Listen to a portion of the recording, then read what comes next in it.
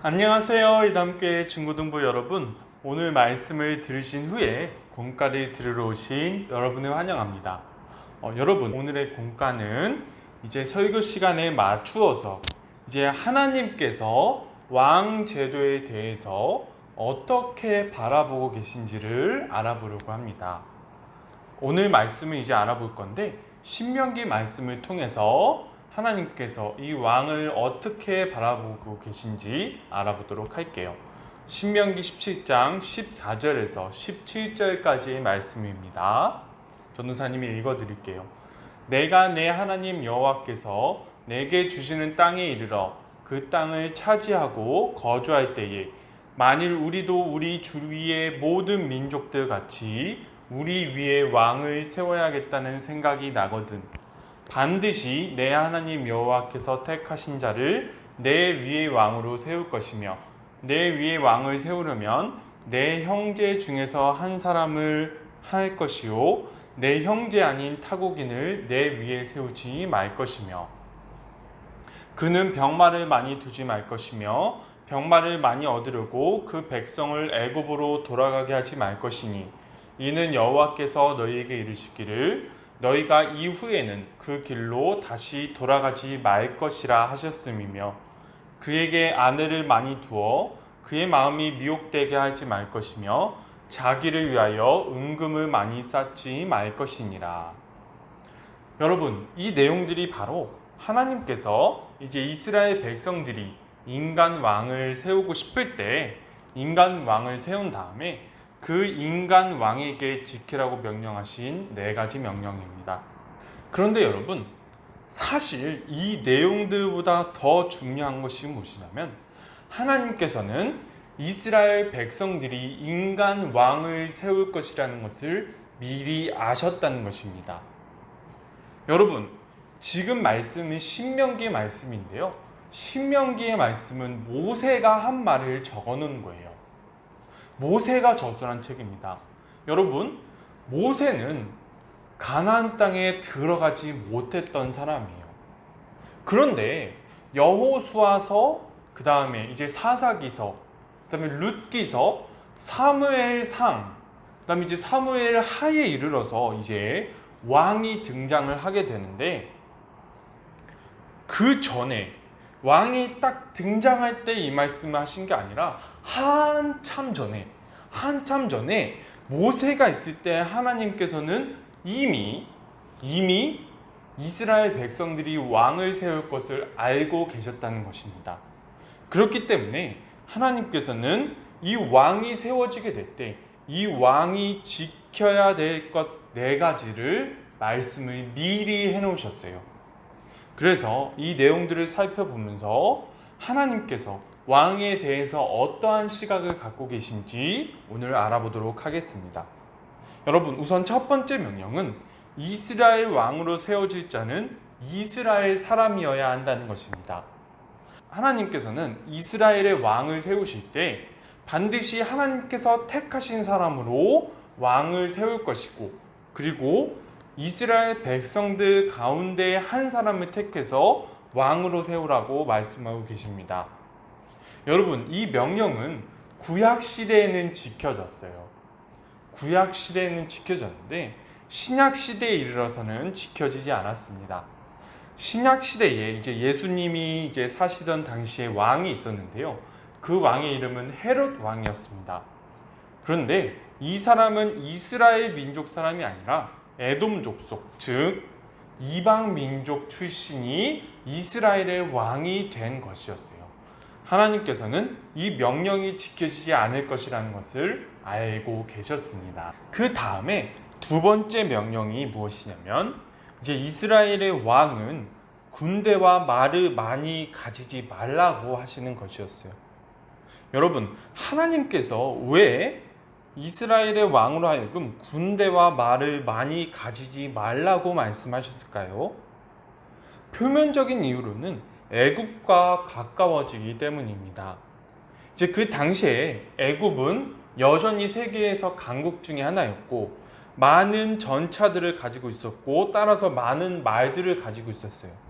그래서 말을 많이 가지기 위해서는, 구하기 위해서는 반드시 애국과 무역을 해야만 했습니다. 그런데 이제 애국과 무역을 하게 되면 자연스럽게 애국과 가까워지겠지요. 그리고 이스라엘 백성들이 400년 동안이나 애굽의 문화에 물들어 있었는데 다시 애굽의 문화와 관습이 이스라엘 백성들 가운데 들어온다면 그 문화와 관습이 다시 살아날 가능성이 엄청나게 커지겠지요.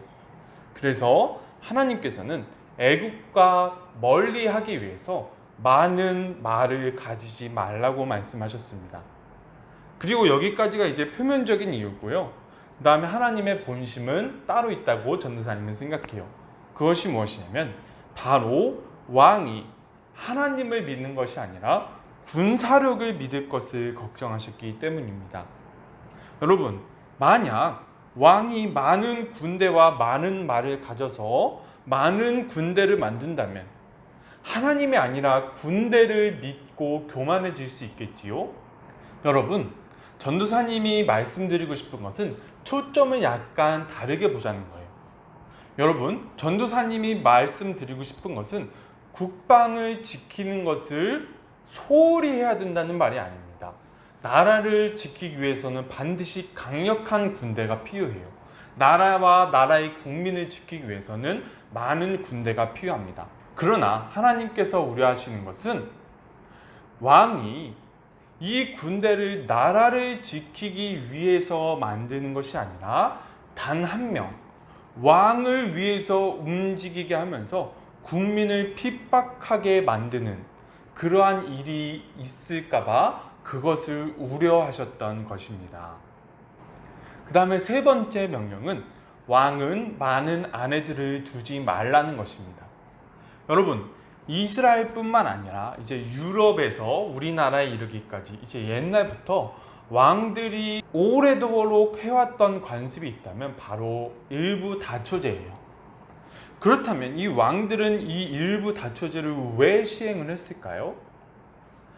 이제 많은 이유들이 있습니다. 많은 이유들이 있는데 상당수의 이유 중에서 전도사님이 이제 꼽고 싶은 것은 바로 정치적 이유 때문이었어요. 보통 왕들은 정략 결혼을 통해서 유력한 가문이나 주변의 왕국들과 동맹을 맺었는데요. 왕들은 이러한 정치적 이익을 위해서 주변 모든 왕국들의 많은 공주들을 아내로 맞았고 그 아내들을 자신의 아내로서 데려왔습니다. 그러면 여러분, 공주들이 아내로 들어왔는데 그 공주들을 대우를 해줘야 될까요? 대우하지 말아야 될까요? 당연히 대우를 해줘야겠지요. 그리고 그 대우 가운데에서는 그 공주들이 자신의 나라에서 많은 물건들을 가져오는 것 또한 포함되는 것일 것입니다. 그때 그 나라의 공주들은 자기의 나라에서 섬기던 우상들을 이스라엘 땅으로 가져오는 거예요. 이스라엘 땅으로 가져오는데 왜 그 나라의 공주들이 우상들을 가져오냐면 그들이 가져오는 우상들은 그 나라의 수호신이기 때문입니다. 여러분, 우상들은 그냥 단순한 우상들이 아니에요. 각 나라의 우상들이 어떠한 역할을 수행하고 있냐면 그 나라의 수호신이자 그 나라의 대소사를 관장하는 왕이 그 신의 제사장의 가능성이 엄청나게 큽니다. 그래서 고대 로마의 황제가 어떤 호칭을 많이 썼냐면 황제라는 명칭과 함께 제우스 신의 제사장이라는 표현을 많이 썼어요. 고대 왕들은 왕임과 동시에 그 나라의 우상들, 수호신의 제사장일 때가 많았습니다. 그러니까 왕권과 신권을 동시에 가지고 있어서 나라를 다스릴 합법적인 명분을 가지기 위해서 그러한 행동들을 많이 했었지요. 그러면 왕의 후손인 이 공주는 어렸을 때부터 이 우상들에 대한 교육을 철저히 받았겠지요. 이 우상들에게 제사를 바칠 때 무조건 참여를 했어야만 했을 것이고 이 우상들이 어떠한 우상들인지 이 우상들에 관해서 어떻게 섬겨야 되는지 교육을 철저히 받았던 사람들이기 때문에 이 공주들을 받아들인 나라는 자연스럽게 그 우상들이 퍼지게 되는 것이고요. 자연스럽게 이 영향을 받는 왕은 하나님과 멀어지게 되는 것입니다. 하나님께서는 바로 이러한 일들을 우려하셨던 거예요. 그리고 이제 마지막 네 번째 명령은 왕은 자기를 위하여서 많은 은금을 가지지 말라는 명령이었습니다. 여러분, 왕이 자신을 위하여서 많은 은금을 가지려 한다면 도대체 그 많은 은금을 어디서 가져와야 될까요? 그 출처가 어디일까요? 바로 많은 세금이었습니다. 이제 역사적으로 동서양을 이제 아울러서 동방과 서양 지역의 모든 왕들 중에서 특징으로 이제 말하는 이제 폭군들이 있죠. 폭군들, 암군들. 이제 이 폭군과 이제 암군들이 어떤 이제 왕을 말하냐면 나쁜 왕들을 말해요. 나쁜 왕들. 이 나쁜 왕들의 공통적인 특징이 하나 있다면 바로 많은 세금들을 거두었다는 것입니다. 말도 안 되는 명분으로 많은 세금을 거두어서 백성들이 피폐해지는 삶을 살게 되고 견디다 못한 백성들이 그 왕을 쫓아내는 일들이 역사적으로 많이 있었지요. 이것은 그 누구도 부정하지 못하는 사실입니다. 하나님께서는 이스라엘의 왕이 이러한 왕이 하는 악한 행동을 하지 말라고 지금 말씀하고 계신 것입니다. 앞으로도 이제 이러한 관점을 가지고 왕정 시대를 보려고 하는데요. 여러분들이 한번 생각해 보았으면 좋겠습니다. 전도사님이 여러분들께 이제 말씀드릴 숙제는 이 하나님께서 제시하신 네 가지 명령들을 여러분들이 써주셨으면 좋겠어요. 이 네 가지 명령이 무엇이냐면 첫 번째 명령은 이스라엘의 왕으로 세워질 자는 하나님이 선택하신 사람이어야 되고 이스라엘 사람 가운데서 왕이 나와야 된다는 것입니다. 그 다음에 두 번째 명령은 왕이 될 사람은 군대와 말을 많이 가지려고 하면 안 된다는 것입니다. 그 다음에 세 번째 명령은 왕은 많은 아내들을 두면 안 된다는 것이고요. 마지막으로 네 번째는 왕은 자기를 위하여서 많은 은금을 가지려 하면 안 된다는 것이었습니다. 여러분, 이 네 가지를 작성해서 전도사님에게 보내주시면 감사하겠습니다. 여러분, 지금까지 공과 들어주셔서 감사하고요. 다음 주에 만나요.